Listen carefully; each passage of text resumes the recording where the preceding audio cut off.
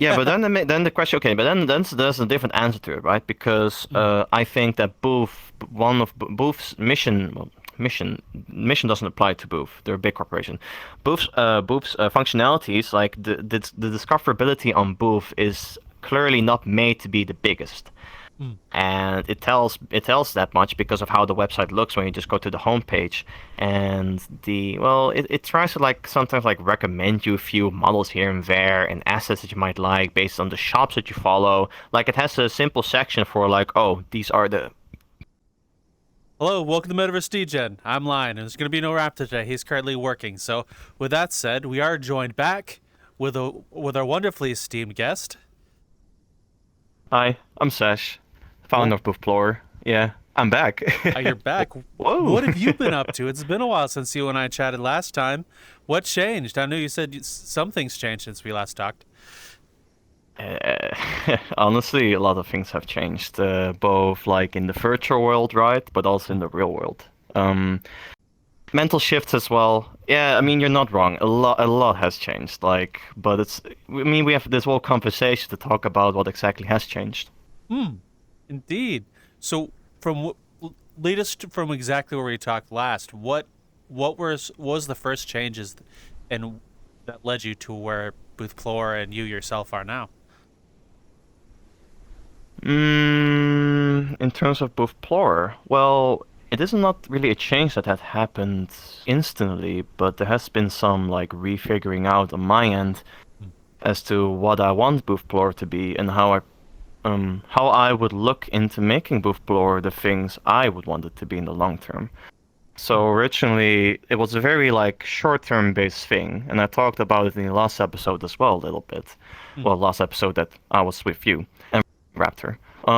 But yeah, it's pretty difficult to put it to words, but a lot of like internal, also mental like rethinking has been done in regards to how, as I said, BoothPlorer should be in the long term, but also how my position on BoothPlorer should be as the person working on it, right? Mm. Like a representation of the brand, so to speak. I mean, you can tell I'm using the word brand here, so that's already one Oh wow. rather big change, as you can tell. Yeah, it's like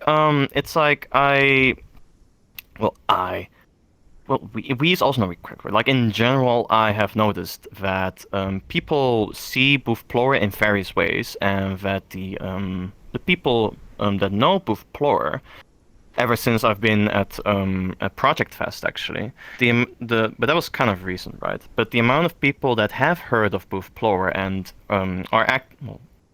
actively is a bit of a broad word here, that are Mm. actually using it from time to time or very actively, is quite a lot actually. And there's Mm. just so many people that I just didn't know that were using it. And it was very nice when I was at Project Fest, for example, in this case, to learn about this and to also like learn and see what people think about BoothPlorer and what they feel about BoothPlorer as the name and the future possibilities surrounding BoothPlorer. As to like it being directly compared to things, it being praised for doing the things, albeit in a very basic form at the moment, in regards to the shortcomings of the storefronts that it is scraping from. Yeah, it's been very interesting to learn all these various things as I try to kind of like push myself a bit more outward into promoting BoothPlorer, if that makes sense. That is. No, it does make a lot of sense. So you mentioned something I'm curious about, and I'd like to know how has Project Fest opened your eyes about BoothPlorer and the people who use it? Like what happened and what did you learn? Well, to be very honest, I was not able to be at Project Fest too much since it clashed with my vacation I had in Finland. But what I did learn is that from like a very small handful of people already, there is like a various perspectives people have in regards to what they perceive of BoothPlorer and how they use BoothPlorer and how they would like to see BoothPlorer develop. One specific example I can name is that someone at some point was asking about licenses. Like models, they have like copyright rules and licenses. I mean, you've probably heard about Wolfillion, Rindo. It's like yeah, Yeah. yeah, to your headlining. Yeah, like you've heard of that, right? It's like it's been a very huge like Pandora's box kind of has been opened in regards to like well, you have all these people that are using a model, like me in my case, right? Like and that model comes with licenses, like rules that you would have to abide to in regards to the copyright of the creator of the model, because you're buying a copy of the model. You're not like, you don't own the model, right? When you buy it, you own it, like own a part of it, like you have the copy, and then you have licenses that you need to abide to when wearing the model or creating items for the model. And one of those things, yeah, was like people were asking about like, hey, is there a way to like see like, hey, is the license on this model on BoothPlorer like free to use for everything? Can I use this, for example, for R18 purposes? Those kinds of things, right? And that kind of like opened a little bit of like a eye, so to speak, as to like, because originally before I came into Project Fest, I had kind of like an idea, I thought, of what I would like BoothPlorer to be built into and how it should be perceived and whatnot. But the whole event and the short times, well, few times I've been there, hanging out in my booth, I've learned that there's many perspectives to be had. And well, as I said before as well in the episode that we were in together, right, with Raptor, that it's difficult for me to kind of like see what people want, but it's actually very simple. You just need to be presented events, and then at some point people will just come along, right? And they'll tell you like, hey, you're the BoothPlorer guy. I'm like, well, yeah. And then they tell like what they think about it, that they really like, and I'm just like, thank you for the kind words. I've also been going to Publix a little bit more for that reason as well. And yeah, it's actually really surprising. I honestly did not expect people to be like, hey, you made BoothPlorer, right? And then look at my banner, I'm like, yeah, like, yeah, I made that. And then, it's always been very positive too. It's never been negative, so which is nice. I mean, but yeah, it does really open up like a lot of like possible perspectives, and it makes you rethink some of the things that that you probably have set in stone for a thing that you have or do, and yeah, simply take time to rethink them, and then recollect those thoughts. And well, that's what I was saying with like lots of changes that have happened, because it's not just that part really that has changed about BoothPlorer. So you did mention in that billion and then copyright rules. You said you had an idea for that. Would you mind elaborating a bit what that is? Well, very simply put, like having filters that people can search in regards to like what type of things are allowed on a model. So I'm looking for the next update that I'm working on to have at least, I would say 120 models covered with a filter option that you can click on that says like, hey, am I allowed to use this model for VTubing / whatever software there is out there nowadays. I have no real grasp of VTubing, so just leave it at that, just VTubing. Am I allowed to like make upload this avatar, a derivative work of it, of course, like a own version of it public? Those kinds of filters, like am I allowed to like express like adult content with it or create adult content for it, right? Because there are some models that don't allow you to make adult content or items for or with the model. So these kinds of things, right? Like not everyone has the time to open this, like, well, it's very simple, but like it's very much simpler for people if they can just click on a few things on the website and just have it like shown to them. Yeah. Because normally these kinds of like licenses, they come in like PDF files with like those like blocks. It's like a generic format. It's called VN3, I believe. That's what most models come with nowadays. But not all of them do, right? So that's kind of like why I'm looking into like also condensating it into, a filter option / feature on BoothPlorer so people can see what they can and cannot do with it. So from the sounds of it, you're slowly becoming more than just a booth search page. How long until BoothPlorer becomes its own website where you can upload avies to and stuff? Never. Never? It has a lot of complications, and while I did at some point talk about the possibility of having people be able to sell stuff on BoothPlorer, honestly, I think that I'm not really in a position with the website to so like the website is like a catalog, right? That's like made to search, and well, it's an archive / catalog to be exact. And I did actually recently remove the whole specific association with Booth from it, because there's the intention to also have Gumroad scraping on it for bases that are on both Booth and Gumroad. In this case, Thorinjas models, for example. The goals that would help accomplish the mission of BoothPlorer being an extensive catalog slash archival kind of, well, it's kind of like an internet archive, right? Because the models that are on there sometimes get removed, but with BoothPlorer you can still see, that the model existed and what price it had and like other sorts of data. But the question as to like when people will be able to upload their own avatars, that's gonna be never. That's Okay. it doesn't align with the mission that BoothPlorer has. At best, BoothPlorer will be able to facilitate donation boxes to creators. But that's like I'm saying, like at best, right? That's like a very broad example. Mm. But yeah, no model selling ever. Mm. Never So, ever. so And if it does happen, they could come back to this video and then be like, hey, but you said, and I'm like, it's not gonna happen, yeah. fair enough. So it's gonna be like a one-stop catalog for all the avatar and asset websites you can go get things at. It'll send you to that website through your search engine of sorts. Yeah, search engine, huge database full of models and items and all sorts of data that gets linked together in the fancy front end, yes. Okay. Just to like make that part easy, right? Because a lot of people have been telling me as well at Project Fest, but also like in general, like ever since I've been kind of like trying to put myself out more in certain communities, that people are like, oh, the Gumroad search is shit. When can we get Gumroad Plorer? And I'm just sitting here like, because I'm not really familiar with Gumroad at all, right? So it's kind of like a funny question to get, but at the same time thinking like, like it does align with the mission. The mission of BoothPlorer being that it is supposed to make searching through the archives and the catalog of all these avatars and items for avatars, and also in the future like world-related assets and whatnot, easier. So in a sense, it's something I'm thinking about, but at the same time, it's just kind of like, yeah, I'm not really home with Gumroad, so it feels like quite like a very nice compliment in a sense to be asked that question about like essentially indexing and scraping all different storefront. So it has been something we're thinking about, yeah. Okay. So what else has happened since we last talked as well? Like, I'm very curious as to what you've been up to.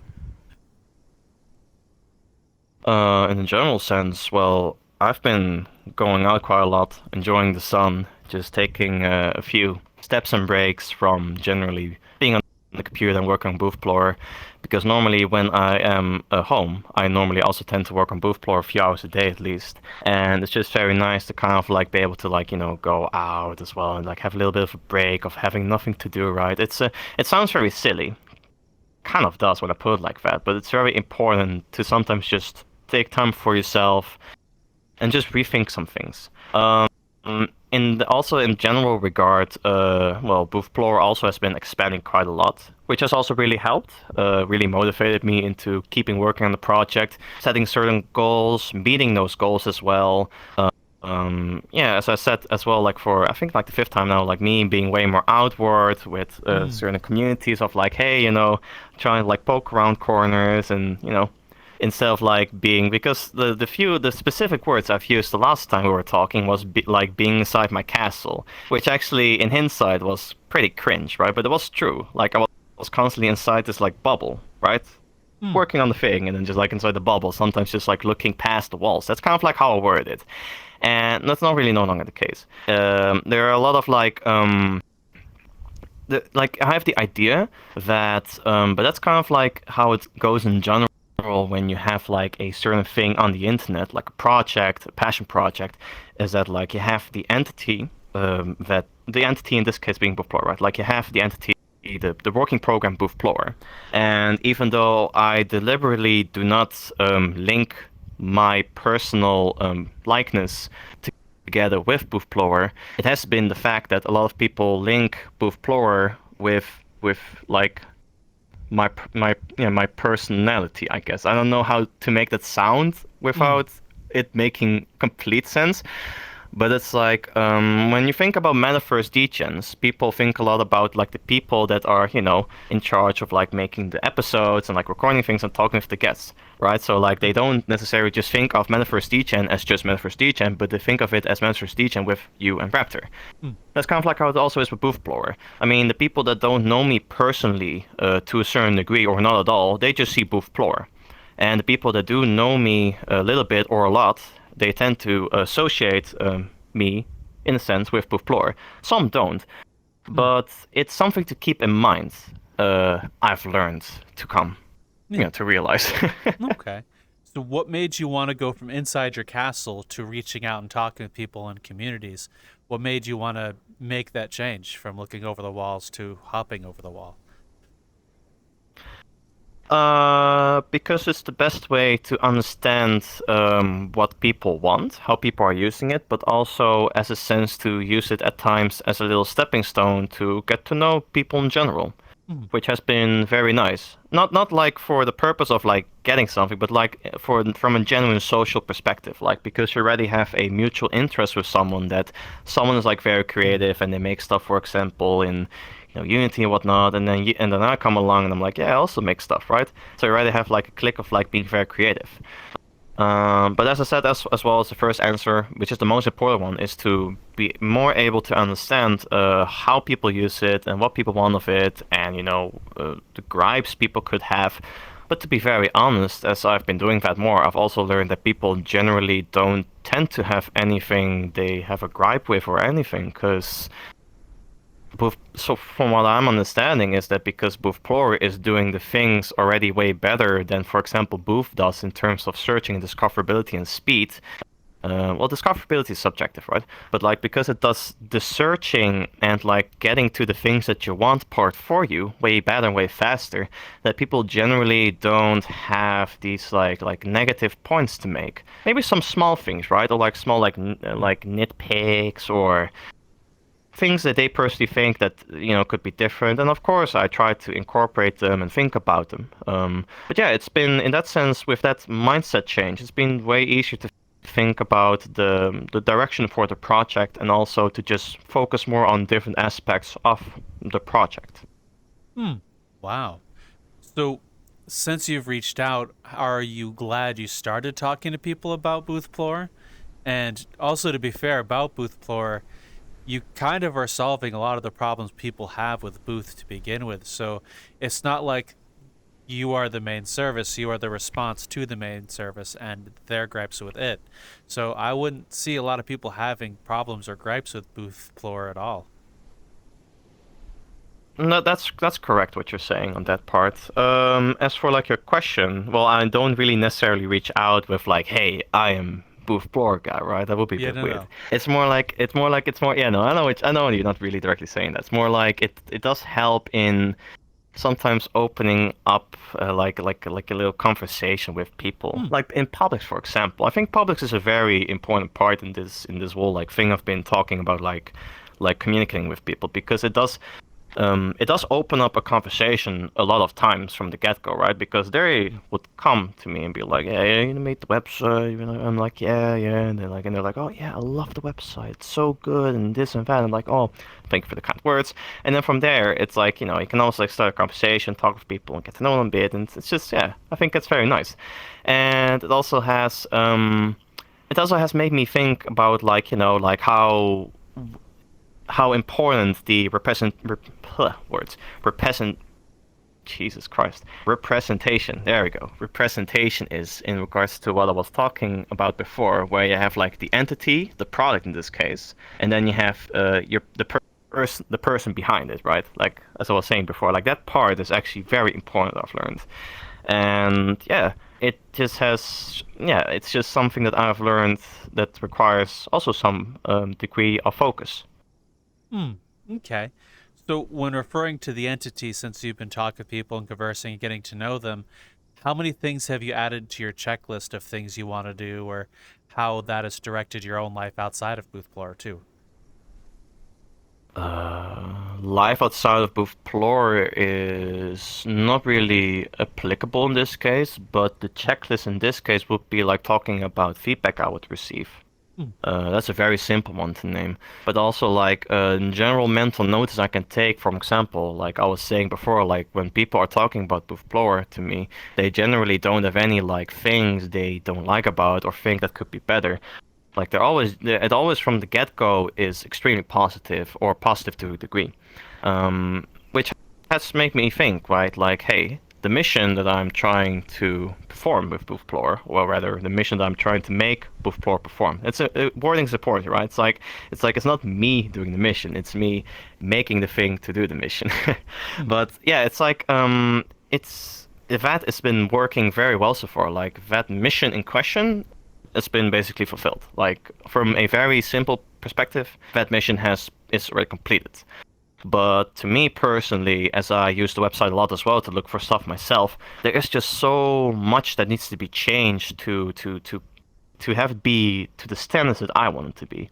I've been like showing my Patreon subscribers a lot of like behind the scenes things on the update I'm currently working on, and not to like really hype it up too much. It's gonna change a lot of things, and it's gonna take quite a while for it to be finished. But it will have a lot of things that people have asked me about, and also things that people not have been asking me about, but I think needs to be in there for it to like get close to this like standard that I wanted to reach. Because as you said, as we concluded, right, like people are already positive about it because it already does all the things that it does that it needs to do, really. And with the standard, to put it very roughly, being low, very low, right? There's Booth here, like being the bottom, right? And then BoothPlorer is like, in regards of like searching things, it's like super high up there. Like that standard being low already means that it's like, it's very easy to consider that part of the job done. Like you can search and find things through BoothPlorer, like items for your avatars, whatnot, that's done. But as I said, like I want it to be way better. Like it has so much potential. It has so much things that I can do with it. I just need the time to work on it, and also, well, also need to learn if it's things that people would want, and try to also understand people that are using it before I, make the same mistake I made in the past with making Geno dropdowns. We've talked about it before. Geno dropdowns was an absolute mistake. For example, but that was like a long time ago anyway. But it's, you know what I mean. Yeah. It's like very important to like, of course, understand what people want, because otherwise it can be confusing or just unwanted. But there's never have been anything yet that has been unwanted. It's just been stuff that's been a little bit confusing, and yeah, and as I said, you have to rethink your train of thought and then kind of like go forward a different direction, but still go forward, if that makes sense. No, it makes sense. The road to perfection is filled with small improvements, so I very much understand. Yes. Everything, every project, even Metaverse Degen, when you look back at its origins, like BoothPlorer, it's going to look cringy. It's not going to look great. It's not going to function the way you want it to now. But to get to the perfect end product is filled with little improvements here or there over time. Yeah, exactly. Exactly. Like it's like then you look back at it, you're like, you're like cringing, like, like was it really like this period ago? Yes, it is, and that's part of the process. And it being out there, like for both our projects, allows people to see the improvements it has made. Because it's like, while it's very important to have something that you can present very well at the present time, right?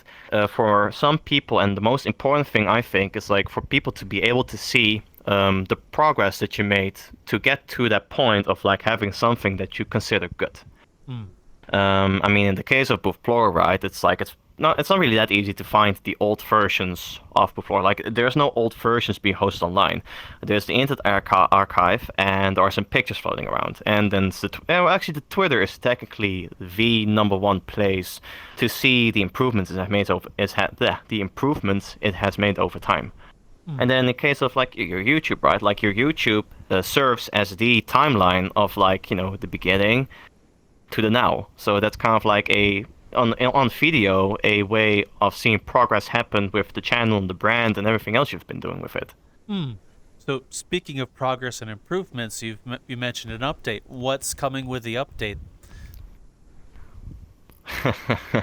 Well, for starters, the improvements to the filtering has been asked for a lot.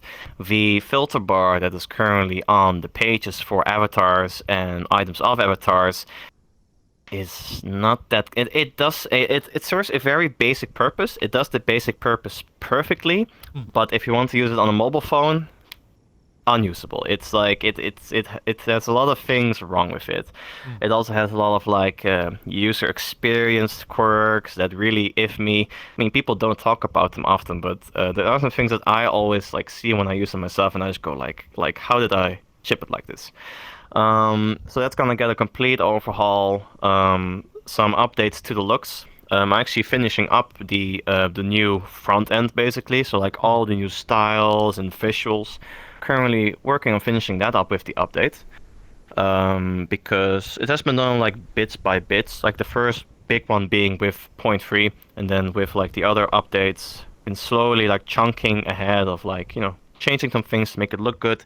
But I want to take the time this time around to actually make that as perfect as I can so that the brand identity and the visual identity, corporate identity, what word you want to use for it is established, and people know what kind of like style it wants to like express. It wants to like the name BoothPlorer with the font usage and whatnot. It needs to be bold, and right now the website does not look bold. I want it to be bold, sharp, and dare I say quirky? Yeah, bold, sharp, and quirky. So kind of like to give you an idea of how it will look. I've also been posting like some sneak peeks already on Twitter actually, in regards to some design changes. So yeah, it's been very well received so far, especially specific components I've been restyling and showing around. So I'll just keep working on that really, and many other things I'm adding, including a global search bar, because I've been told by some people that they know what they want to browse, right? But they don't want to have to click on all avatars and then go to the avatar that they have, and then yada yada. Like it's a few redundant clicks. Well, it should be very easy. So I've been working on a very smart global searching component of the website. It also at the moment allows you to type something like bikini for Manuka, and you'll get bikinis for Manuka. Like it will only show bikinis for that avatar in the drop-down search results, for example. It needs to be smart so that essentially the functionality that it serves to do is to make people get to something with the least clicks and typings on the keyboard as possible. Another point as well is speed improvements, because I'm running BoothPlorer on Sentry. It basically, very shortly put, it allows me to kind of like keep track of like how fast certain pages are, or how slow in this case certain pages are, how slow certain database queries are. Yeah, I've been fixing those up as well. Been seeing a lot of like speed improvements already on my local environment, so that's gonna be even faster on the live environment, which I'm very excited for myself. I already think, well, a lot of people already think that the website is very fast, and I'm just like, it can be a little tad faster. Watch this happen, right? It's so I'm actually looking forward to putting that out as well. And other than that, just many small functionalities and big additions like having actual shop pages. Like it actually indexes a page of a shop that I have an item in my database for, so people very easily can look up on the global search bar their creator, right, and then see all the items that the creator has made, and for example, how many items they made for a certain avatar, so people can kind of like see a trend of like, okay, the shop creator makes a lot of items for example, Manuka. I want to follow the shop creator. So being able to follow a shop creator is also going to be an option, which will be reflected on the home page. And it's like, I mean, I could honestly just talk about it for 3 hours, but I'm just gonna say you just also have to see it for yourself. It's which sounds not like a good sell saying it like that, but just let me cook really. Well, to be honest, I think the being able to follow shop creators specifically is a pretty good idea, especially if they really love the Manuka or another model specifically. I think that makes a lot of sense. I do have a question for you as well. What led you to the decisions for the items you are packaging in the update you're coming out with? Were there certain reasons or pushes that made you want to, like, this has got to be in it, that's got to be in it, that's got to be in it, to the end result that you're shipping out? The functionalities, you mean? Yeah, the functionalities, to be able to follow the different shop creators, the whole thing. Were there any specific pushes or decisions that made you want to have that be in the update? So truth to be told, I have a private GitHub like to-do card thing, and I have what's a good number to say? I think I have like 100 plus to-dos on like that whole list.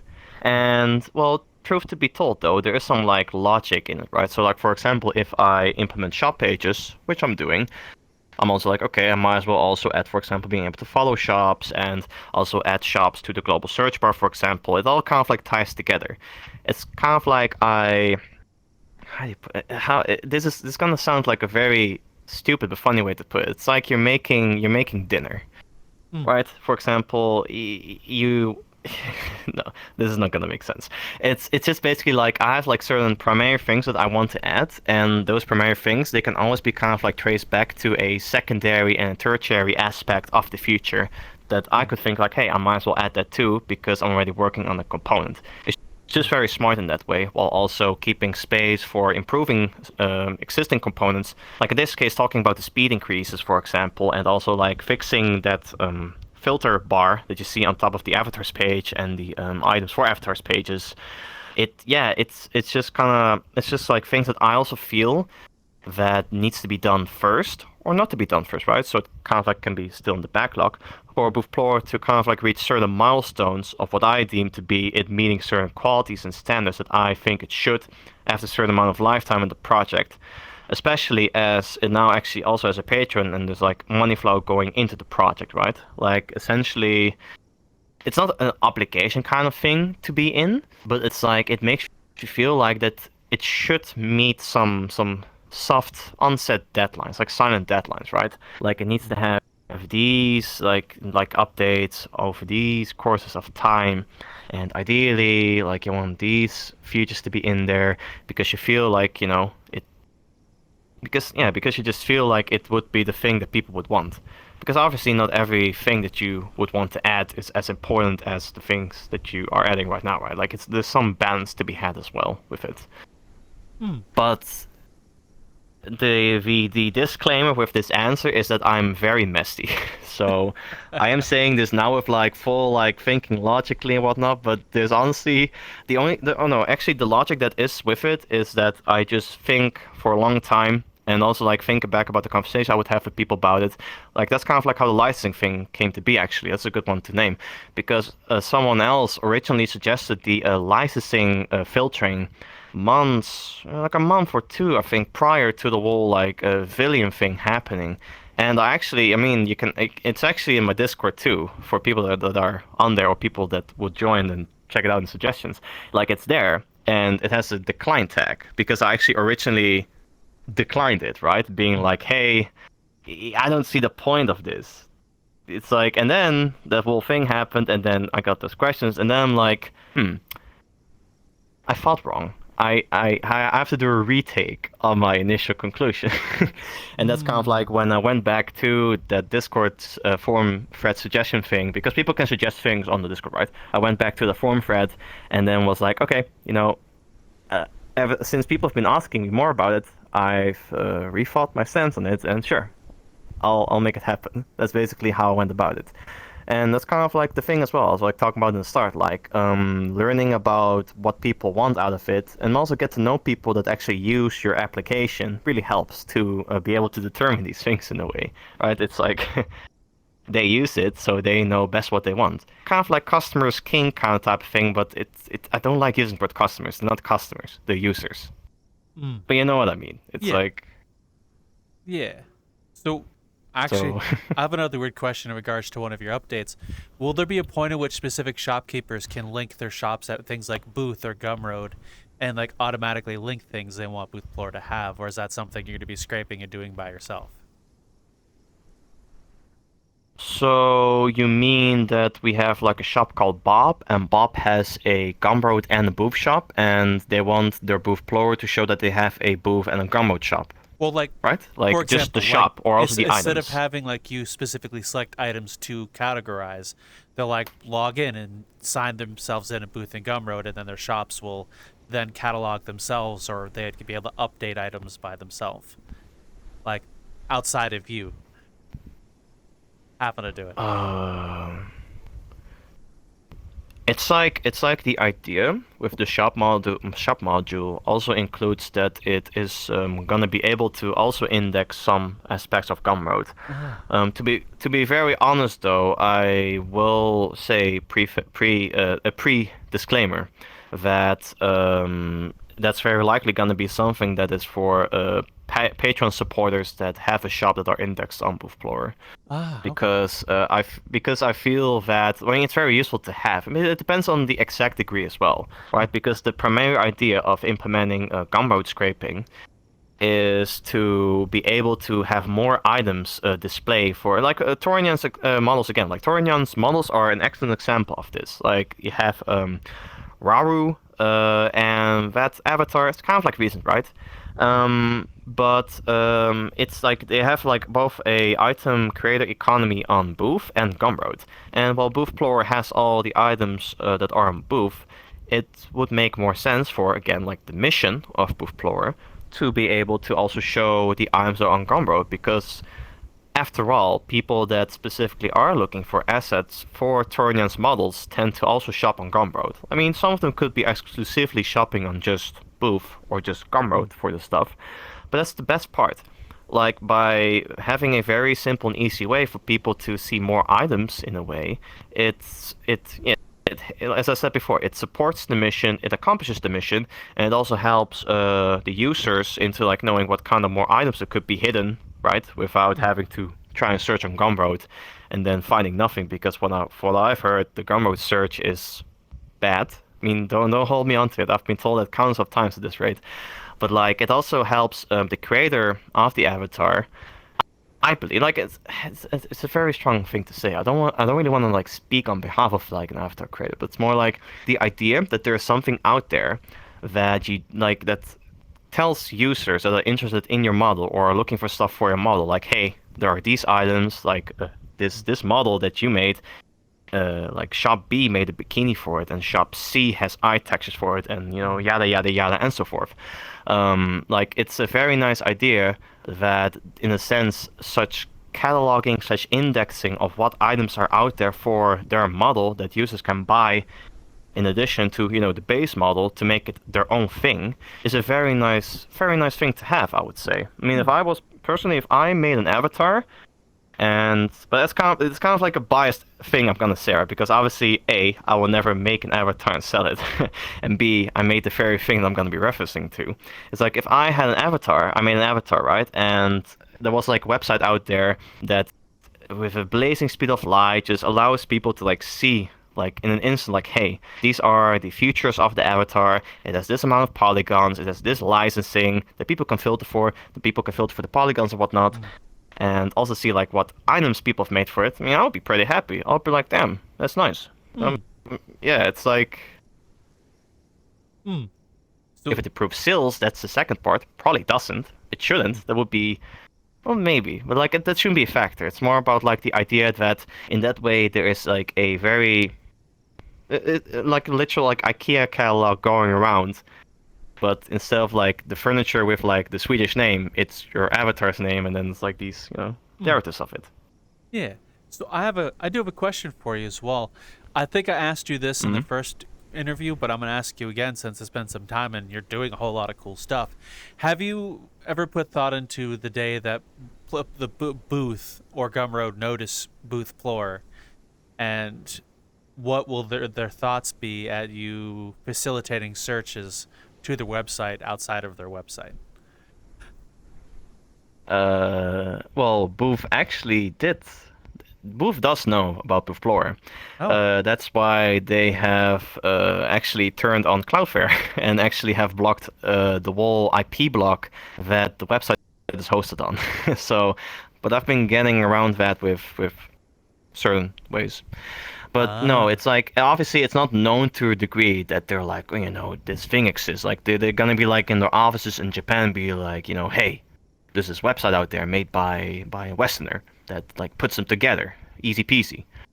Why can't we do that, right? For example, like that's never gonna be a thing that they will notice it, and if they do, well, honestly, don't know what will happen if that's the case. But I do know, like as I said just now, like they did actually flicker some switches to make my job a little bit harder. But it's been honestly very trivial to get around that. That's been like no problem at all. It's been a bit costly, but it's been easy to get around that. But to answer the question though about like if it gets noticed to a certain degree, personally, I think that in Gumroad's case, if I were to like scrape Gumroad and then like show that stuff, it's honestly gonna be like a 0.0% chance that will happen because the scale of Gumroad being on BoothPlorer will be very minuscule. It will be very niche, or not enough to a degree. Like for example, you will never see a avatars page like the all avatars page that just shows all Gumroad models. Like there may be in the future, there may be like some exceptions made with models from shop creators that they only put on Gumroad, but also have an existing audience on Booth. So again, I like to use Turnian again. Like I know it's a very simple and not really much saying example for some, but like I like to use Turnian's example here because he has those models that are both on Booth and Gumroad and Jinxie and Payhip and all sorts of other sites, and like he or she, sorry, I don't know the pronounce to be honest, sorry, but like they would qualify to be like that creator that I would think about like, hey, if they have unique avatars on Gumroad that are not on Booth, like I would consider putting them on the website and giving them the same treatment as I give like the Booth avatars. Because like it's because they're already like part and incorporate into the ecosystem, like into my data set, right? So like if I make the backend tools to be able to scrape all the data from Gumroad, I mean, why not? If it's like as simple as I make a sound right here, right now, yes, it will definitely be something that I could do. But to come back to your question though, like, yeah, I honestly don't feel like it will gain any traction to be noticed. And if like I had to choose one of the two that would probably notice first, it would be Booth. And as to like what would happen if that was to be the case, I honestly can't tell. I would hope that it is positive, and if it is negative, then it is negative. But it really depends on how they perceive it as well. Because as I said as our first interview that we had, like the initial problem I had at first with BoothPlorer is making sure that people understand that it doesn't host any illegal downloads. Like there is no like download button or get for free button, right? Like the only buttons that are gonna be there is to try it out in VR chat. That's actually a new button. Like if a model has a demo world that you can put it on to try it out, it will have a button to try it on VR chat. It will direct you to VR chat to the world that you can open the world, in VR chat and be like, hey, I want to try this avatar, and then, put it on through a pedestal, following an avatar or unfollowing it. And then the most important button, or buttons in the future maybe, depending on how the Gumroad implementation will go, is view the item on Booth or Gumroad. If, again, if I proceed with actually adding the whole Gumroad component in such a way to BoothPlorer. Those are the only buttons, right? Like there's no like download, get for cheaper, get for free, and it also says on the bottom, and it also says like on all the things like, hey, we always link back to the respective storefront that the item is on. Like as I was like trying to convey with what I was just saying, like that part of having people understand that it's not an illegal type of site, like the site, like it's not. But I had a lot of trouble to start conveying that at first. Like, some people thought it was like quite literally like a VET1 site. It isn't. No. But that problem is like long gone now. That's like has disappeared over time, which I'm very happy about. I never said that BoothPlorer is like that site. I was more thinking of a site from long, long ago that I think did a similar thing you're doing, but with Amazon. Like back in the early 2000s. Oh. I was thinking more like that whole scenario where Amazon kind of notices like, oh, you're doing our job outside of Amazon, but linking to Amazon. And then that whole shindig. I was thinking more of that, not the site that shall not be named. Yeah, but then the question, okay, but then there's a different answer to it, right? Because I think that one of Booth's mission doesn't apply to Booth. They're a big corporation. Booth's functionalities, like the discoverability on Booth is clearly not made to be the biggest. and it tells that much because of how the website looks when you just go to the homepage. And it tries to like sometimes like recommend you a few models here and there and assets that you might like based on the shops that you follow. Like it has a simple section for like, oh, these are the excuse me, like these are the items for the shops that you're following, for example. Like that's the only direct like reactive thing that I have seen on Booth in regards to like, okay, like I follow this shop, and then Booth is like, oh, gets all the items from the shop and then puts on the homepage, be like, hey, this is all the new stuff from the shops you're following. I guess the only type of like real and apart from the mails as well, right? It sends you mails. If you follow a shop, you get a mail once in a few times that the shop can send out to you if you follow them. Like those are the only things that Booth really does to kind of like make a loop of like you being in this case the customer. You're like a customer to them, right? Like you're looking to buy stuff. Like you follow some shops, you buy some things, you follow some shops, and then from there it tries to like recommend like, hey, like remember when you followed this shop that you bought this bikini from? Like, oh, they also put out a shirt, for example, which is kind of like a bit in the context of the VR chat thing, a bit like not that useful because it could be like, for example, shirt for a completely different avatar than the avatar that you bought that bikini from that I just mentioned. So that's kind of like why I think that in that regard that BoothPlorer will never really, well, it will probably get noticed because it tries, and it will in the future way better, of course, do that what you're naming about like improving on the discoverability that they're offering. But Booth would have to offer proper discoverability for that to, well, yeah, what's the word here? For it to like kind of like make sense that Booth would be like, hey, you're doing our job, because from what I'm seeing, Booth is just a marketplace, and discoverability is like a second or tertiary priority, really. Yeah. Sorry to put you in a hot spot like that. I was just kind of curious as to between now and then, since you're growing and updating. Oh, you're good. I just figured it'd be a good question to It's ask. interesting. Yeah, it's an interesting thought to have. During the couple of conversations that one Amazon website that kind of popped up way back when I was a kid and caused a big shindig, I was thinking of that a little bit. It's like, how is Sasch thinking about that? Is that something that's on your mind when building these things? What if they offer to buy it? What if they have a problem? What if they think you're doing their job better than they are? They be dinks about it. I don't know. So I figured I'd ask you, just kind of get your thought process if you're kind of preparing for that kind of thing. Well, So I'm like, Hey, we're interrupting your current podcast watching to actually ask you a favor. Would you like to join us at any of the other locations other than YouTube to follow us, which is like Discord, where we do things all the time, hang out, play games. There are memes and stuff being posted. Somewhere there's some duck references. We have a Patreon you can also follow, which we do a whole of the show outside of Metaverse Degen as a thank you for those who signed up, like Niche, Forbidden Zero, and Aliquum, as an example. The name should be here for you as well. Or the Twitter, which currently it's under my name, which is LionTurtle21. You can find that. I post things, random bullshit. You get updates, or me being with the community, whatever.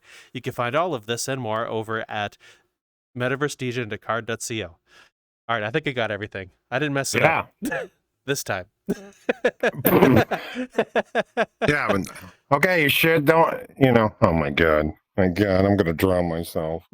Alrighty, we want to jump to your video watching any further. Have a good one. Well, yeah, I do always kind of like think. No, you're good actually, because I just always. I think a lot about the general generic question of like, what if they find out about the existence?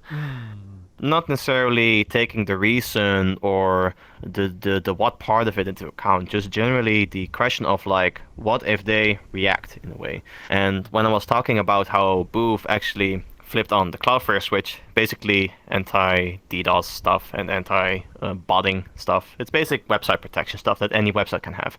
Like that day that I remember, I was actually I think it was in the evening, yeah. If it was in the evening, I was about to sleep, and if it was in the morning, I just woke up. But I remember it being like at a time in the day where I was just kind of like shutting off or booting up. And I have like on Sentry that I use for error tracking as well. I have this thing set up that like if there's like this amount of errors in this amount of period, phone, let my phone go, ring it, like, and that actually happened. Like, I had my phone ring, and I was like, oh Christ, like, who's calling me? Well, ta-da! It was, it was actually, that the thing that I have that then has like a robot voice saying like, blah blah blah. This is. I'm like, oh. Well, I already could see it on the phone number specification thing because it's an Android phone, right? Like, it shows you like, well, depending on what phone number it is. It actually did show me that it was like a robot call, and I was like, okay, what could this be him then? I was like, oh shit, okay. Also like 50 million mails and whatnot. But the point being is that like that moment, that one moment in specific, where they actually flipped on the switches and my scrapers basically broke. That was the moment where I was like, oh fuck. Like, this is, they know this, they know. Like, they do know that there's like an IP or two or three or four or six like constantly poking Booth like very, very infrequently, by the way. It's not like I do it like 50 million times a second. Like, it's at best it's like 10 times a minute, honestly. And that's at worst, yeah. Like, that moment I was like, oh yeah. Like, they do notice that there's like someone or something that just constantly is, poking through things and, So yeah, it was very interesting. And ever since that, it also like it keeps me thinking like, hey, what if, that they do actually know this and know where it is from or know what BoothPlorer is.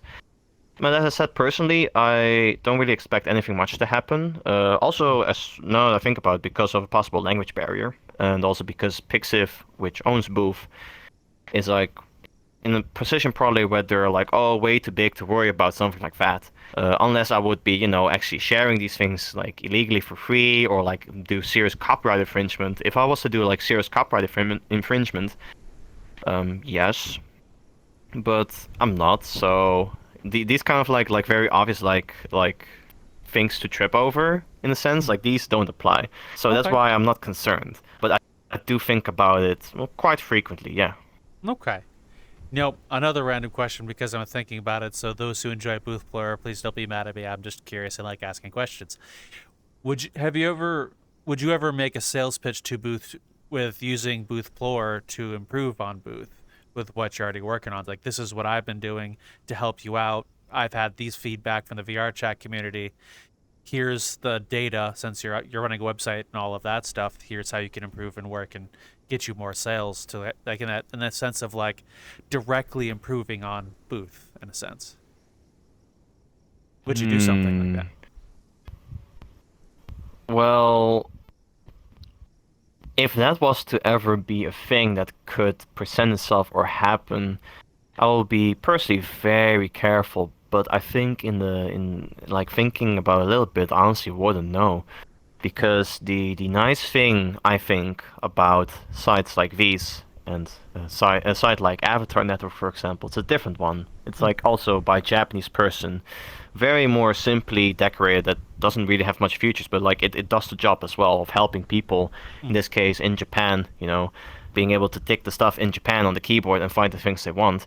It's like the good thing about having these things be separate from a big corporation is that one, for example, is the data, right? Because in this sense, Booth would benefit a lot in that regard from having for example, like if we were to just take the functionalities BoothPlorer has and what I'm making at the moment in the back on my development machine, right? My local copy, which is already also partially running, like those things that I'm currently making, like those I would feel would benefit Booth incredibly, like times 1,000, honestly, I think. Like actually being able to, for example, follow avatars that have the VR chat tag that are categorized in the 3D character section, and having like a panel on the homepage that just shows the newest items, and having that mail system from Booth linked together with that knowledge to, send you mails of like, hey, there have been like 8 new items for your avatar.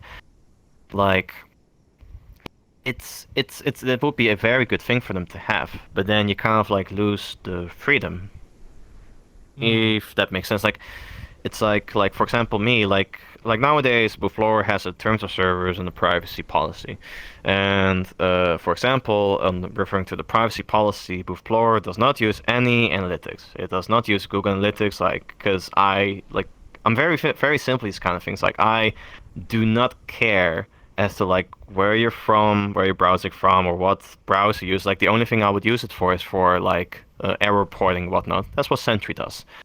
But it's it's perfectly EU GDPR. Well, what's the word again? GDPR, like GDPR compliant, right? So the privacy, like the information that it does get about like if an error happens and they know what browser was on, for example, like it's all GDPR compliant. Privacy is good, like because the information is useful. But then in this case, we'll be talking about different information, like just simple like blanket information of like oh, I have their email, and I know like what things they're following. Like in the case of Booth, as I just said, they could just make it so like, oh, we have the mail, and we also know what avatars they're following or what shops they're following or whatnot. Let's just give them a mail every week that tells like, hey, that avatar you're following, hey, it has these new things, and oh, this shop made a new item for that one too. Right? It kind of like the idea that there is not really a big corporation behind it or marketplace, but that instead you could just like it's like walking to a library. Yeah, I think that's a really good example. It's like walking into a library, right? You're like looking for a book, and in libraries you're normally able to find the book that you want. Like for example, if you want like a specific story, for example, or like a specific artist, like the library mostly has these like computers in there too that allow you to look if they have the book or not. And that's kind of like how I feel like the position of BoothPlorer is, because you can also buy books from Amazon, for example, and you also have like ebooks and that kind of stuff. But the point being is that it's its own thing. It's not like tied to for in this case Amazon or whatever other place also sells books, like a big corporation. So like it sounds nice. Well, it does sound nice. It is ultimately not something that I would want to see happen. Okay. But if the conditions present themselves to it, could also be forced legally, right? Yeah. In the worst case, then yeah, it would have to see at that time, really. Sorry to put that thought in your head and force that conversation a bit. I was just kind of curious from my perspective. I had. Oh no, I If like there's these a questions. question, They're nice. I'd rather ask because no one would know if you don't ask them. No, that's good. Yeah, that's why I like these questions. No, that's good because questions need to be kind of like a little bit thought provoking, I think, right? It's like because these things that you're saying, like I do have them a little bit on the backbone of my head, especially the one included where it's like if they notice, then you know, like it's stuff I've been thinking about for a little while as well, like at times, not drastically, but like it's there, in my backbone, like in the back, like part of my brain of like, hey, Well, So yeah, no, it's a good question. Yeah. I'm sure I'm not the only one who's seen BoothPlorer and asked those questions. Maybe the people who enjoy BoothPlorer is like, what if Booth wants this gone? What am I gonna do now? And I wanted to ask you, at least so they know that one or many people who do have that thought, they'll have that answer directly from you. That's why. Yeah. I do highly doubt though that Booth would want BoothPlorer gone though. But if it were to be the case that for some reason or the other that there would be like some type of like enforcement, be it through like a legal thing or copyright or whatever, or something else you can figure. Like after all, like laws are laws, right? Like I just only abide to the laws that I need to abide to when hosting BoothPlorer. That's all specifically in mind for NSFW indexing, right? Like that's all something that's coming. For example, in the next update, and I've done quite a lot of research on the specifics of like, hey, like I have a CDN, for example, like a content delivery network that I use to like have these resources like images and files like very fastly delivered to people in the browser website. And one of the concerns, for example, is like pictures depicting certain models in certain suggestive poses and whatnot, right? Like I've been like asking like my CDN like, hey, would you guys be cool with that? Like, and they redirected me to like the fair use policy they have, and it was like, yes, you're fine with it to do that. I was like, okay, And then also to the web hosting like, hey, is it fine if that? And so they're like, yeah, you're good. And I was like, oh, okay. Right? Like those are kind of like things like again like those laws like rules that are the most important to me because they are the things that I use to host BoothPlorer and share the content on there, right? So, but yeah, no, it is important to keep the laws in mind and the rules that you need to abide to. Otherwise, things could end pretty abruptly. Okay.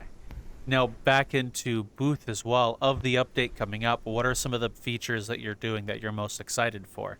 to come out? Honestly, the global search bar is one I'm very excited about, and also the NSFW indexing because it has like a certain few things that I'm building for it. So, to kind of like spoil a little bit from the get-go, right? Like you'll be seeing NSFW throughout results, but it will be blurred.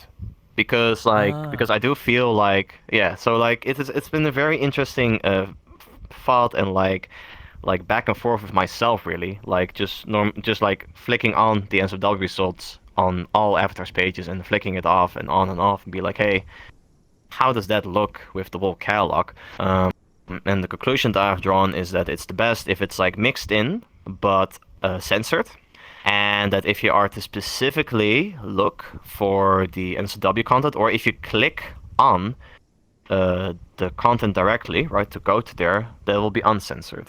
So, but it's also like stuff that people can change for themselves in the settings menu, but they would have to log in with the Discord account to have a BoothPlorer account, right? So, but like from the perspective of someone that is not logged in, because you don't have to be logged into this website, right? Like it's only for following avatars and following shops in the future and other things. It's like from an outsider. Also because actually for compliance to be on Google, it will be censored from the get-go. Like you will just see it censored at first. Okay. So what prompted? That's something to keep in mind, actually. Oh, The that's good to know. search engine positions, yeah. So what prompted the NSFW indexing update? May I ask? Was a certain event or thing or a thought that made you want to include that? It has actually been planned from the very start, but it was like it's kind of like it was very low on the priority list. Still is kinda, but it has been a thing that I've been having on the backlog since honestly the whole beginning of making BoothPlorer. But the thing I think with if I were to have like made the NSFW stuff available alongside with the Zootwork stuff, I think honestly that I would be prone to making a mistake that would have BoothPlorer be perceived as a completely different site or not as enjoyable because like how I put it, like well, it is known and it is a correct generalization to make that VR chat users tend to be kind of, thinking a certain way how they experience the game and want to do things and some interests they have. Like it's like there are also people around that don't really. I mean, you could like it in real life, but like in the virtual world, you're like, it's like whatever, right?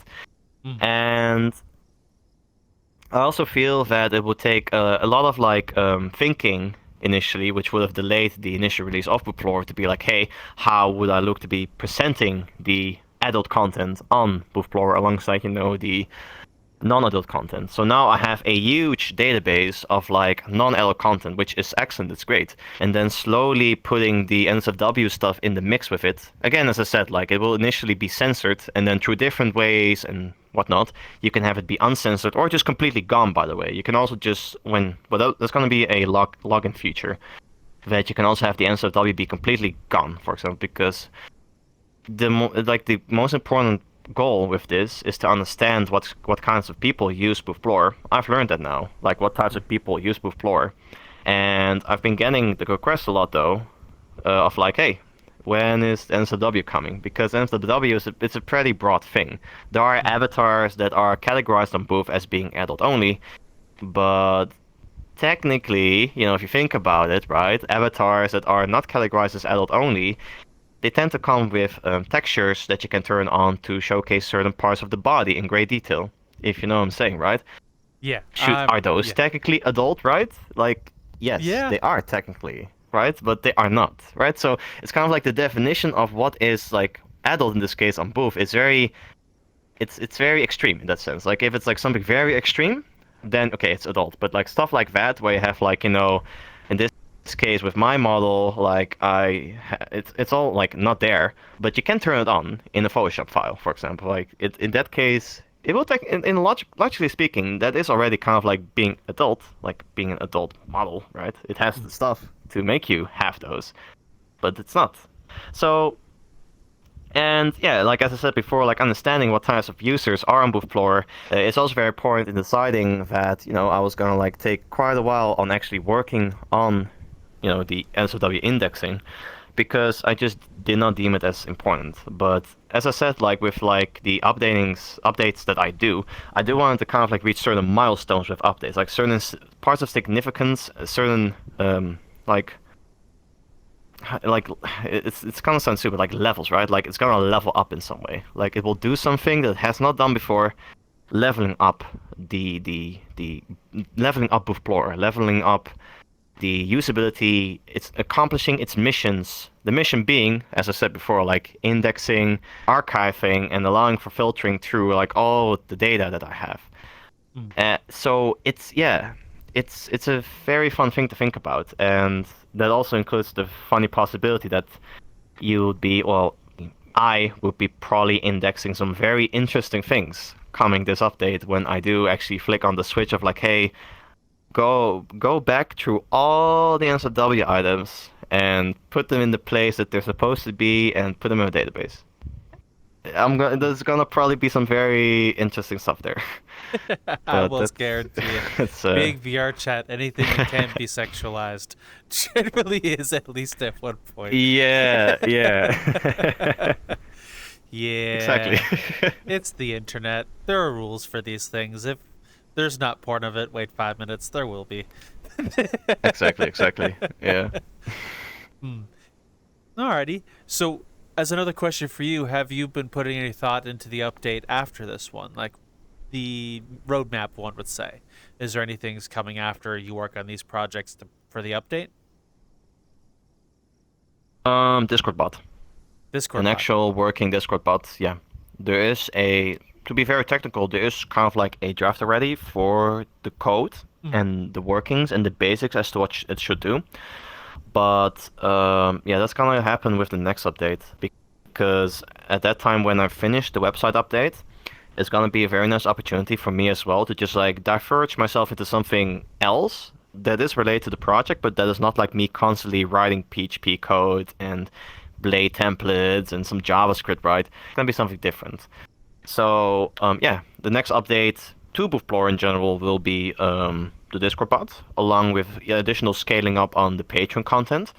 But as for website related, honestly, give it time to like index even more things, like kind of like see how people perceive the changes that I've made, and then at some point be like, hey, that's enough. And then, also like look around, talk with people like, hey, how do you think about it? And they're gonna be like, oh yeah, it's cool. Or they're like, oh, this new thing, it doesn't really make sense, for example. Like, take the feedback, if there's any, and then keep pushing forward along with this very big list I mentioned on my GitHub of like 50 gazillion to-dos that I have, and just kind of like put them into place. Like, yeah, it's like having like, as I was saying, right, before I came on here, I was telling you like, yeah, I need to clean my room first. And it's kind of like how it feels. Like, I have like a lot of things, and I need to give it a place, right? And that's also kind of like how it comes with like the functionalities that I would be building for BoothPlorer. Like, lots of stuff. Some stuff gets like thrown out at some point. Some stuff I'll take. Additional stuff will be put in, and then take the small amount of things and gonna be in the next update, and vice versa. Right? That's how it's gonna keep going. There's definitely always something to be done though, even if it is like stuff that is planned to be made, but also stuff that will pop up as the website will exist. Right? For example, like with the licensing stuff. For example, that's a good example still. Like at first I was like, I don't see the use for it. And it was suggested by someone, right? And then like the stuff with like the Villian window again, like to mention it again, like happens, and people tell me like, oh yeah, this that, like filtering for licenses. I'm like, yeah, I could actually. People want it. Because that conflicts, that kind of like goes directly against like the answer I gave to that person at first, like, hey, I don't see the use for it. But it gets like contradicted with like people saying like, oh, they see use for it because they're asking for it, right? So it's like these kinds of things, right? Dynamically, like based on what people think, what kinds of feedback suggestions they have, that would also get put into the mix of like, hey, these are things that I should be doing now or at some point for BoothPlorer. Okay. So you mentioned a few times, and I'm kind of curious. How has the whole Fillion thing? What kinds of things have been brought up to you, or has it affected BoothPlorer at all? Or you? I'm just kind of curious with it being like a big event in the world of VR chat, sorta. For BoothPlorer, it has well, the only effect I would say it had, funnily enough, because I actually now have stat tracking to also like see how many times people are. Well, again, like as I was saying with the data, like the only stuff that I know is in this case like how many times people click or see an Mm. avatar. In this case, click on an avatar to go to his page. And funnily enough, when that was happening, the basically very shortly put, the amounts of clicks for Rindo, well, it's kind of like it's been like 3-4 times more than usual because it normally has like a very linear amount of like clicks, as in people that constantly check back on the avatar to look for items, right? It has some people that just like every day they click or they go to the URL to check out if there's new stuff, and at that time, like that graph kind of like a little bit of like an uphill ratio and then kind of like went back to normal again. So like a little bit of a bump Yeah. and then back to normal when that happened. To answer the question of like how it affected BoothPlorer, but other than that, zero effect at all. Like zero, honestly, no, none. Well, For me at least, right? For my personally, I mean, I thought honestly it was amusing. In like certain ways. If that's the only answer I can give in regards to like how it affected me. I was like, okay, this is kind of amusing. Other than that, yeah. well, it kind of makes sense with a big event like, or an event like that, Fillion's little mishap with the avatar, that people would search for it, curiosity. It's like anything else when an event happens involving a certain company, people are going to Google it. Like politics, a politician says something specific, guess what's going to be Googled a whole lot of? The politician. Yeah, if you have like a wiki, for example, something that hosts information about the asset, because as I was saying prior as well with like the NSFW thing, that I need to keep in mind, it needs to be censored, because one of BoothPlorer's like indirect goals as well is to be on top of the search results, because it will suppress the results of the illegal sites. That is what it has been doing for quite a bunch of avatars actually. For example, if you are to look up Mama Hinata, the avatar, I think even the first link you get, like straight up the first link you get is BoothPlorer. I mean, probably someone's watching this gonna Google it and be like, oh, that's correct. Or they're gonna be like, well, actually, no. And in that case, if I'm incorrect, then I'm sorry, but the statistics that I'm seeing from Google, they have like a thing called Search Console where you can basically see like the top keywords that are being looked up to go to your website and like your ranking on those keywords. Like certain avatars, BoothPlorer is ranked extremely high, like even to the ditches of like 1 and 2. I Oh, wow. think that Rindo in this case is not that high because there's a lot of results for Rindo. But yeah, as again like avatars like Mami Hinata, Manuka even I think too actually I think Manuka is straight up #1. So, but again, like if someone's gonna look it up right now as they're watching this, I'm gonna be or correct, or it's gonna be like, or no, and I'm like, eh.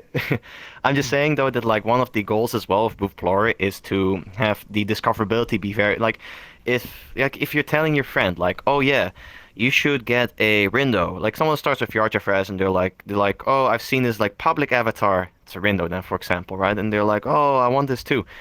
Like, if someone is Googling Rindo VR chat avatar, it should be very easy for someone to find Rindo VR chat avatar, be it through, the booth storefront directly from Jingo, or in this case, BoothPlorer, because it kind of like, it's like gonna answer the question of like, hey, this is Rindo, it has this amount of items, you can see all the items here, and you can buy it from the storefront that it is from, right? So Yeah. in that case, yeah, the search engine positions is very important and it should remain that way too. If I were to have adult content in that and the Google bot would see it, I would instantly disappear from Google, basically.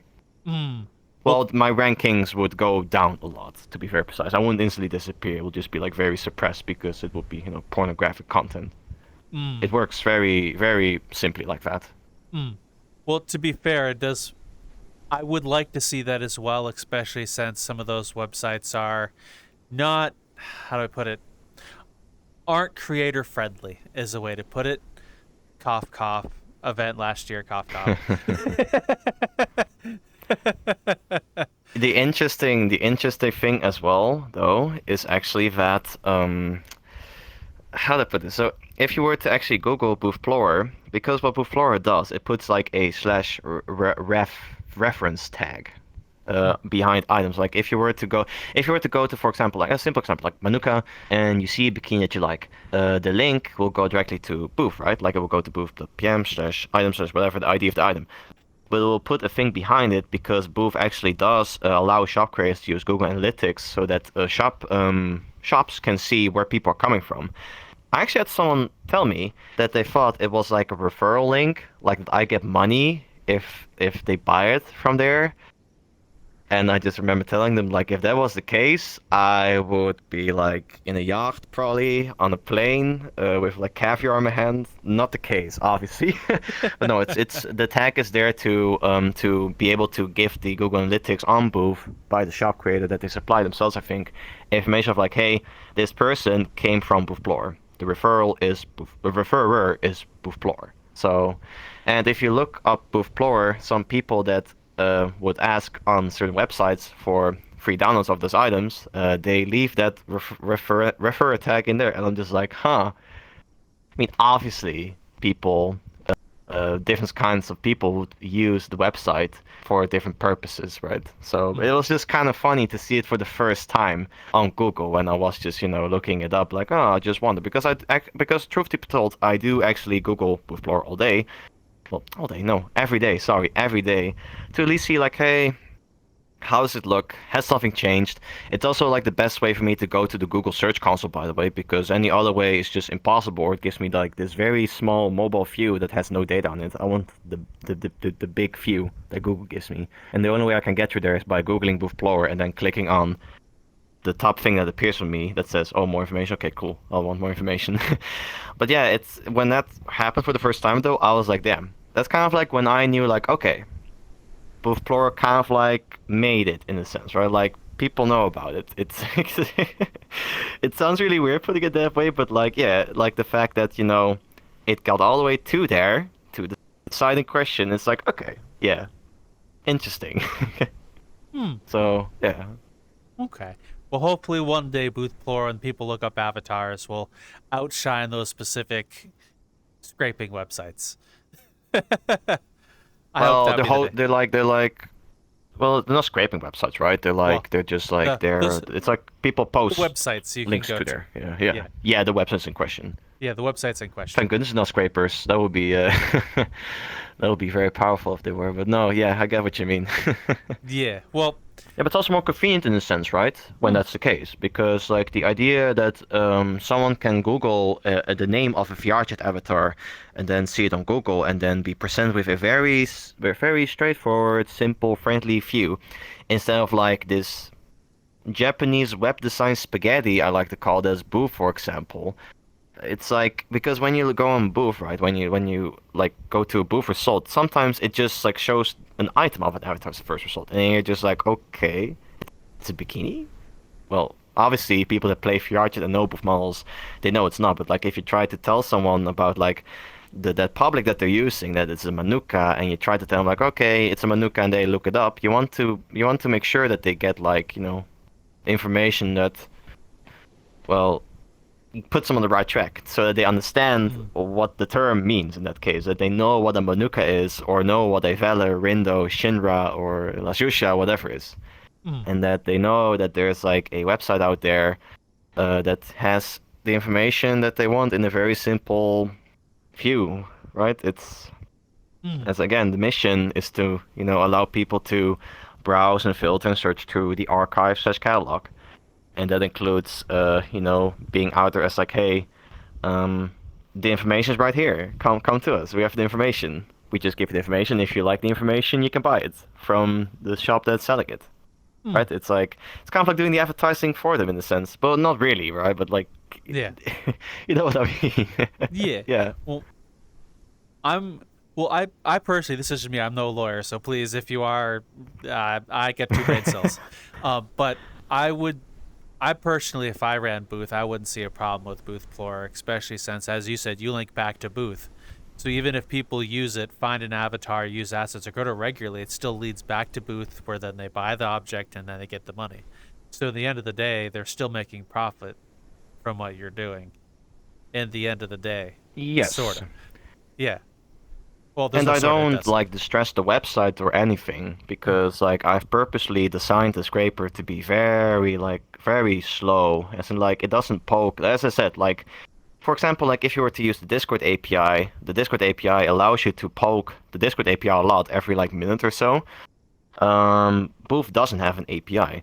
So what I'm doing is I'm essentially having an automated script go to the website, load it, get the stuff it needs, parse it, put in a database, henceforth, and that repeats like every many times. But the amount of times that it does, again, as I mentioned, like every minute, like at worst, for a new series of avatars I get added, like for at worst, it will do it like for every minute, like 10 times max. Like actually touching Booth, the website, 10 times max a minute. Like that's how optimized the logic behind it is. And yeah, like because scraping in a sense, like legally scraping is a bit of like a complicated thing. Like obviously if I were to have like 50 million like computers like browse Booth at a time, essentially DDoSing Booth, right? Like that would be bad. Then obviously, well, I would be very stupid for that first off, right? But like, that would be an actual like issue that they could act upon of like, hey, you have your website, and we know that your website is basically making our website unusable because it's being browsed like 50 million times every minute. Very dramatic number, but you know what I mean. Yeah. That's kind of like why that number that I have on like browsing Booth with my scraper, like again, like maximum of 10 every minute is it's that low for that reason.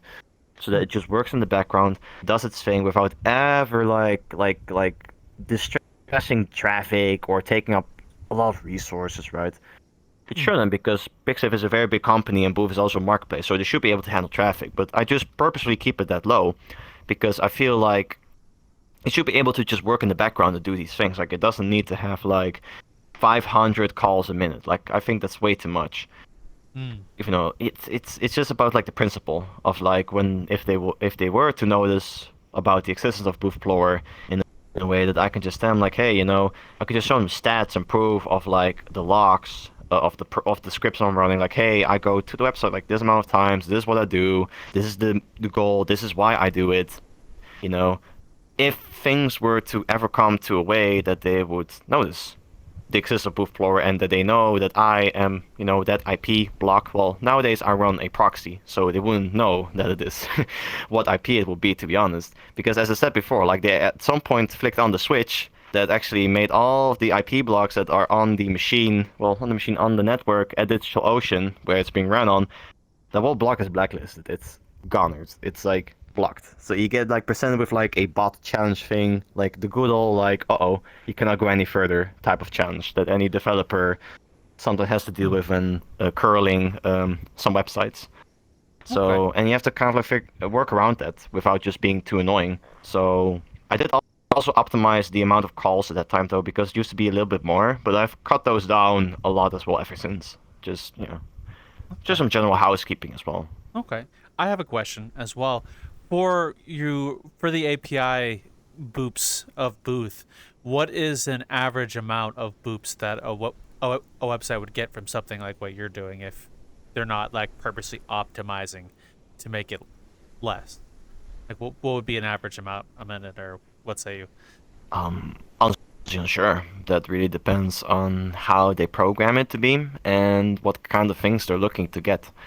So honestly, I can't really give an answer to that, but to kind of like give a different example that kind of like answers your question, imagine if BoothPlorer worked in such a way that it will send a web request to the page of the avatar and constantly browse all the pages of, because like Booth works with like pages, right? An overview. If you like search for a keyword, that you have like page that you can go through. So like you search for the word bikini, and you have page 1 and page 2 and page 3, which displays like 60 items per page. Like imagine if BoothPlorer was set up in such a way that you would also have the same logic with those pages, and that it takes like 2 seconds to load every page because it's just straight up like poking Booth like, hey, I want to see what is on page 3 for the Japanese keyword of Rindo. Hey, I want to know what's on page 4, right? And that is a very horrible way of implementing it, and that's something I've also never done in that way, but to give you kind of like a perspective, that's how it can also be. And then it would be fair if then, you know, Booth was to be like, interesting. Like because BoothPlorer nowadays gets more than in March it was like 12,000, 14,000 unique browsers every week. And actually, ever since last week, when I came home from my England trip, and I was looking through through my web server and be like, hey, how many people have browsed the website this week? I was just curious, right? Like because I have not seen any errors. Thank goodness, everything was up, and I was like, okay, I'm just curious, like how many people have actually looked for something on the website, and we actually now have surpassed 70,000 unique visitors every week. Oh wow. So as in like the statistic, like the number resets every week, like every end of the week, the Sunday, right? Sunday, Monday.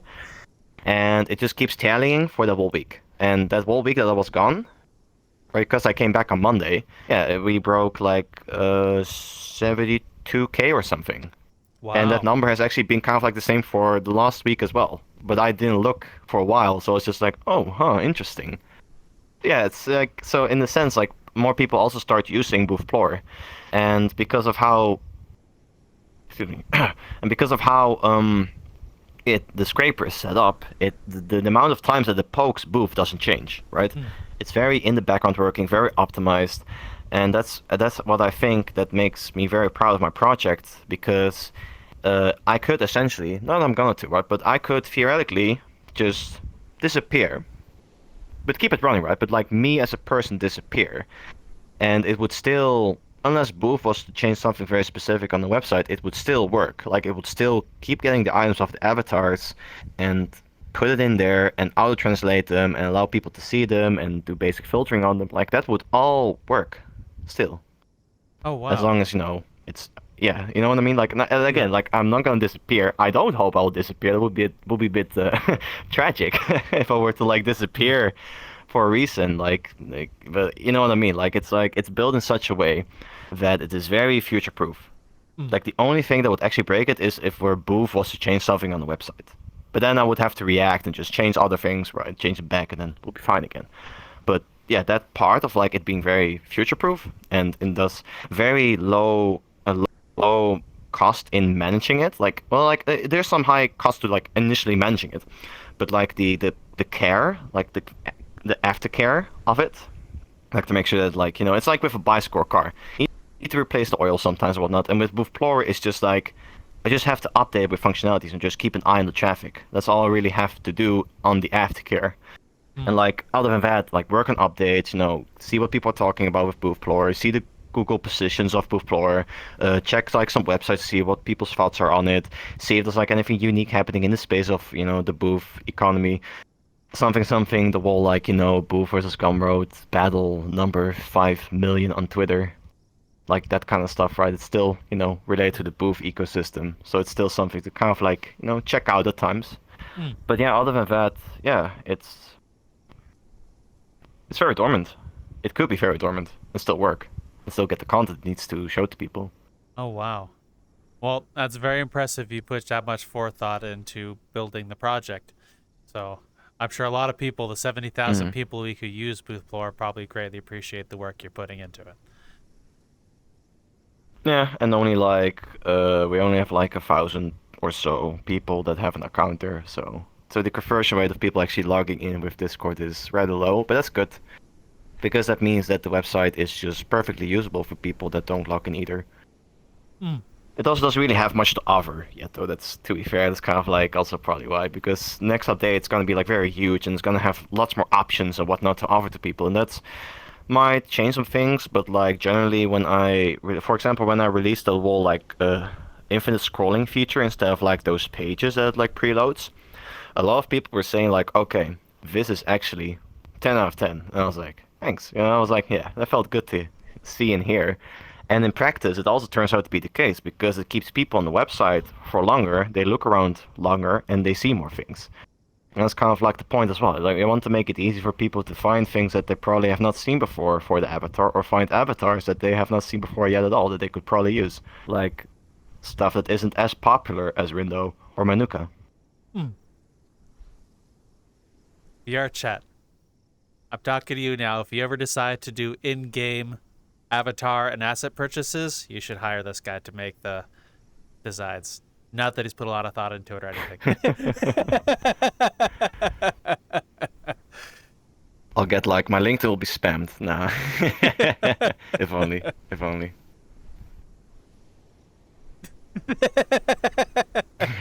If only, yeah. I'll be very amazed if people could find my LinkedIn. But that's besides the point. Either way, I'm on a different random thought process. I'm surprised that VR Chat hasn't worked on like in-house shops for stuff already. Not, I'm sure it's on the way with the creator economy and stuff, but I'm surprised that hasn't existed. Yeah, sooner. definitely. Definitely on the way. I feel it. I can feel it like from a kilometer away from here, honestly. No, it's definitely gonna be a thing. It would not make sense if they didn't, honestly. Well, I'm sure it'll also bring them a lot of business, because I think about it, how often do you see people say, "Oh, I'm world hopping for avatars," all the time? It's one of the first things people do when they get in the game is look for avatars. Then they look for worlds, and then if they could do the same thing for people with assets, and just make a easy place for people to go for all these things and download and maintain, and it would make it. It's a no-brainer. At least to me, it'd be a no-brainer. I don't know, VCAT, for example, Avatar Museum, those kind of things. They also have like some things Avatar Search World, for example. Yeah, like people, the first thing they do is they want to have like a way to express themselves. That's a good way of putting it. A way to express themselves. And some, they go to Avatar Museum, pick out like an anime girl that they think is cute, or there's some other random stuff there too.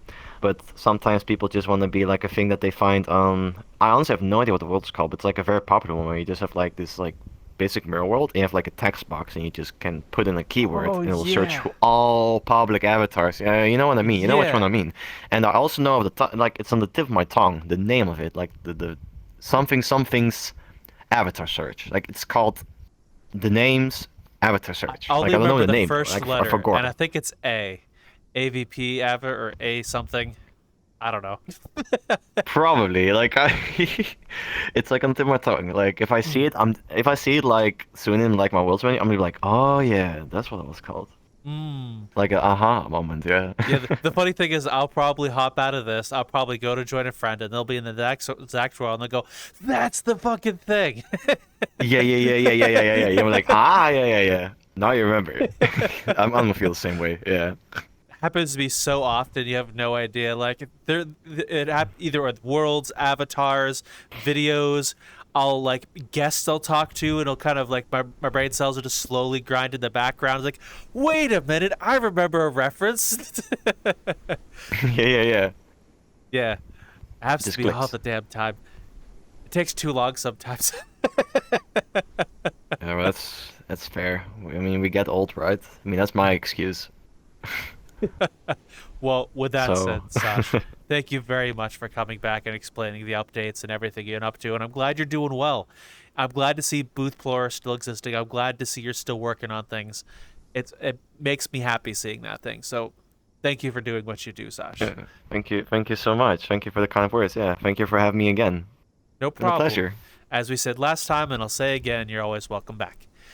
Always, always. Thank you. And for anyone who wishes to do anything similar to what you do, what kind of advice would you have for them?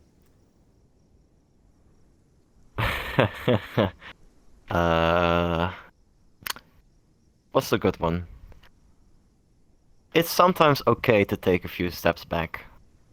That goes with anything, really.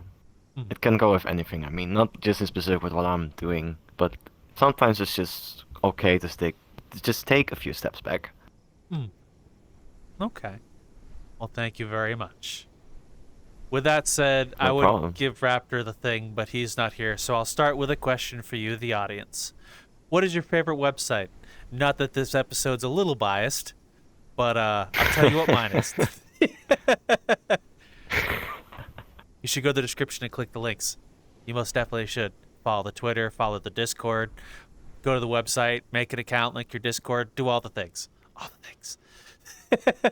All the things, yeah. All of them. All the things. Do all the things. Click all the buttons. With that said, thank you for watching. Enjoy the rest of your day, and we'll see you in the metaverse. Well, VR chat, whatever you want to call this place. Land to virtual reality. Yeah, that's good. Bye, all.